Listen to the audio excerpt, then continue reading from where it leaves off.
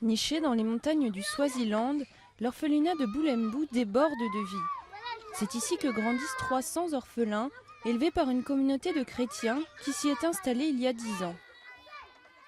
À cette époque, Bulembu n'était plus qu'une ville fantôme, abandonnée par ses habitants après la fermeture de la mine locale. Cet endroit, c'était chez moi, j'y étais très attachée. C'est ici que je suis née, toute ma vie est liée à cette ville. Mais quand la mine a fermé, ça a tout changé. La mine d'Avlok a fermé en 2001, victime du marché de l'amiante en perte de vitesse.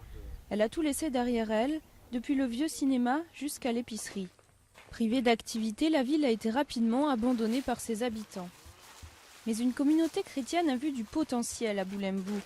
Grâce à des fonds canadiens, elle a mis sur pied des institutions et rénové les bâtiments pour accueillir des orphelins atteints du sida.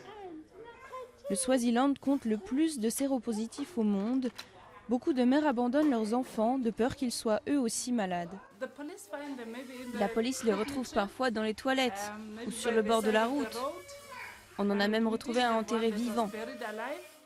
L'orphelinat de Bulembu a donné une seconde chance à ces enfants autrement promis à une mort certaine. Ils ont aussi reçu une éducation et la possibilité d'apprendre un métier. Aujourd'hui, la ville est dynamique avec une laiterie, une boulangerie et une usine à bois. Que peux-tu me dire sur cette maison? C'est en boue et en bois.